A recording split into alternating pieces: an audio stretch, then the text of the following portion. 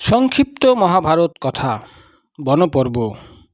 আজকের পর্বে যুধিষ্ঠিরকে মহর্ষি মার্কণ্ডেয়ের ধর্ম উপদেশ।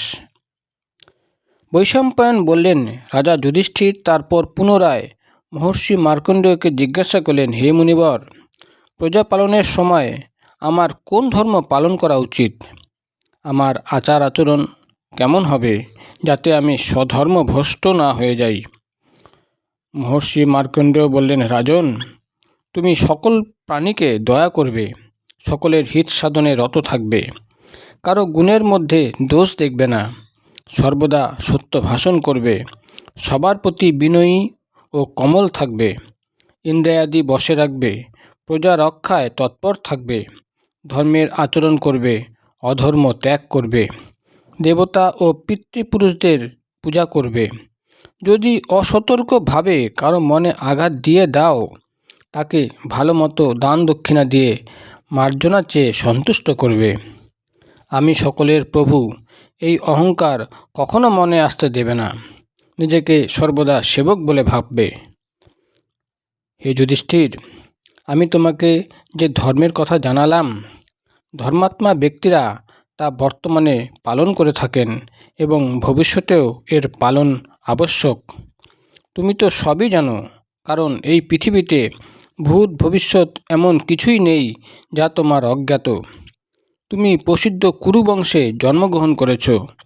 আমি তোমাকে যা সব বললাম তা তুমি কায় মনোবাক্যে পালন করবে।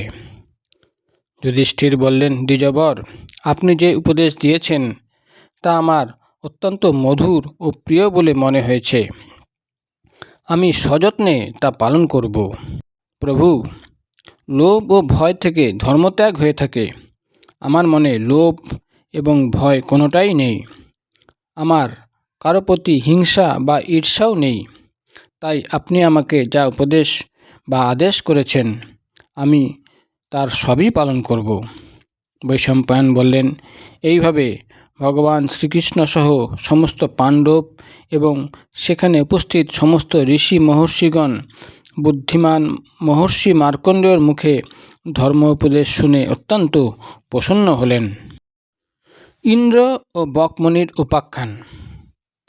তারপর ধর্মরাজ যুধিষ্ঠির মহর্ষি মার্কণ্ডেয়কে নিবেদন করলেন, মুনিবর, শোনা যায় বক এবং দালভ্য এই দুই মহাত্মা চিরজীবী এবং দেবরাজ ইন্দ্রের সঙ্গে এদের বন্ধুত্ব আছে।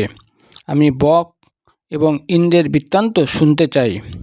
আপনি যথাসাধ্য তার বর্ণনা করুন। মহর্ষি মার্কণ্ডেয় বললেন, কোনো এক সময় দেবতা ও অসুরদের মধ্যে ভয়ঙ্কর যুদ্ধ হয়েছিল।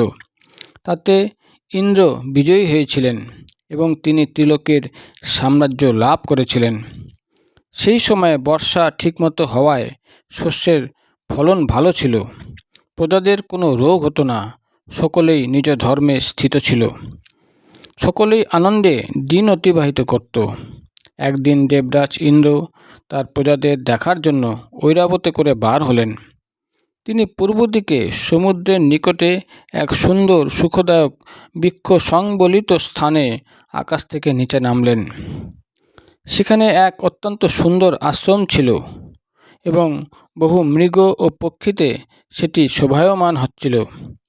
সেই রমণীয় আশ্রমে ইন্দ্র বকমুনির দর্শন পেলেন।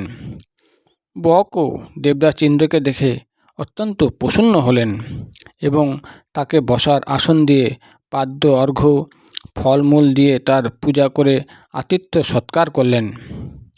তারপর ইন্দ্র বকমুনিকে জিজ্ঞাসা করলেন, ব্রাহ্মণ, আপনার বয়স 1,00,000 বছর হয়েছে। আপনি আপনার অভিজ্ঞতা থেকে বলুন, বেশি দিন জীবিত থাকলে কি কি দুঃখ দেখতে হয়? বকমুনি বললেন, অপ্রিয় ব্যক্তিদের সঙ্গে থাকতে হয়। প্রিয় ব্যক্তিদের মৃত্যু হলে তাদের দুঃখ সহ্য করে জীবন কাটাতে হয়। কখনো কখনো দুষ্ট ব্যক্তিদের সঙ্গ করতে হয়। চিরজীবী ব্যক্তিদের পক্ষে এর থেকে বড় দুঃখ আর কি হবে? নিজের স্ত্রী ও পুত্রের মৃত্যু দেখতে হয়। ভাই বন্ধু মিত্রের বিয়োগ ব্যথা সহ্য করতে হয়।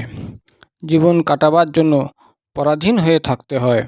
অনেকে অপমান করে, এর থেকে বেশি দুঃখ আর কি হতে পারে?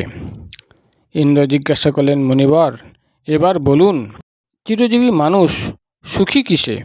বকমুনি বললেন, যে ব্যক্তি নিজ পরিশ্রমে উপার্জন করে নিজ ঘরে কেবল শাক ভাতে সন্তুষ্ট, কারো অধীন নয়, সেই সুখী। অপরের কাছে দৈন্য না দেখিয়ে নিজ গৃহে ফলমূল ও শাক ভক্ষণ শ্রেয়, কিন্তু অন্যের গৃহে অপমান সহ্য করে প্রতিদিন উত্তম খাদ্য গ্রহণ করা ভালো নয়। এটি হলো উত্তম পুরুষদের অভিজ্ঞতা।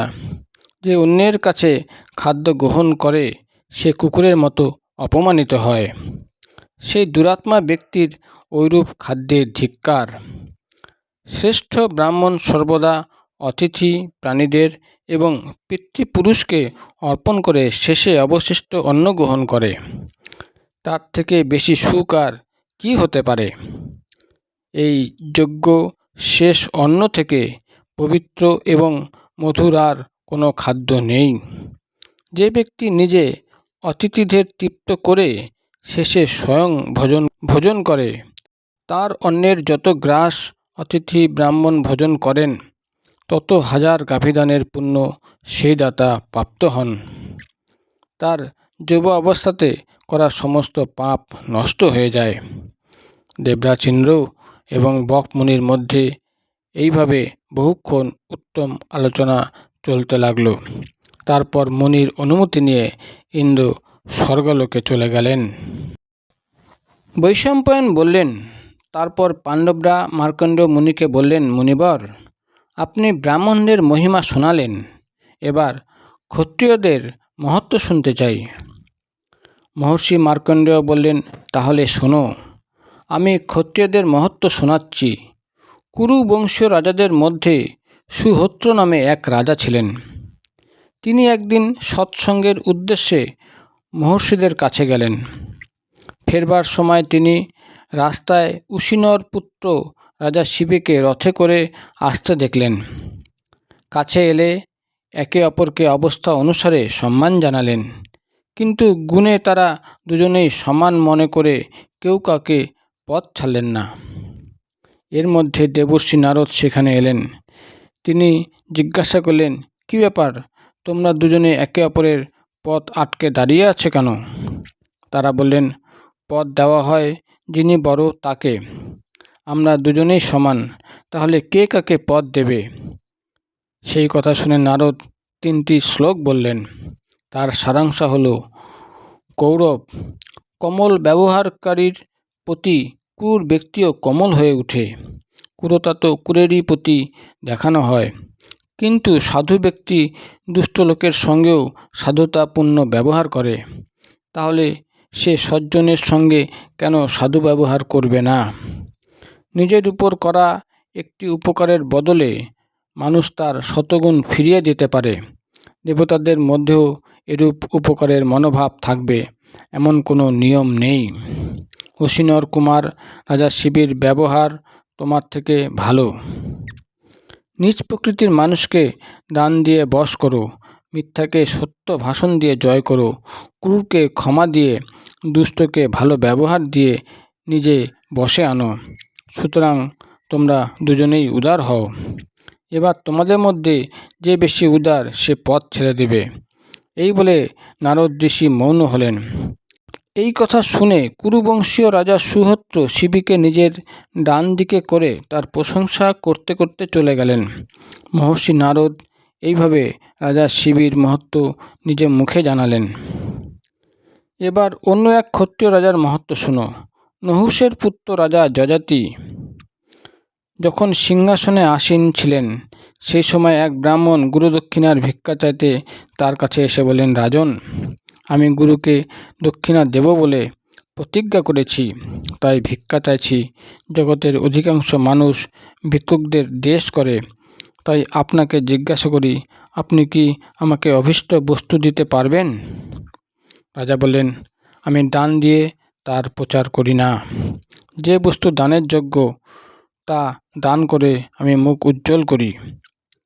আমি তোমাকে 1 সহস্র রক্তবর্ণ গাভী প্রদান করছি, কারণ ন্যায্যত প্রার্থনাকারী ব্রাহ্মণ আমার অত্যন্ত প্রিয়। প্রার্থনাকারীর উপর আমার ক্রোধ হয় না এবং কোনো কিছু দান করে আমি অনুতাপ করি না। এই বলে রাজা তাকে 1,000 গাভী দিলেন এবং ব্রাহ্মণ সে দান স্বীকার করলেন।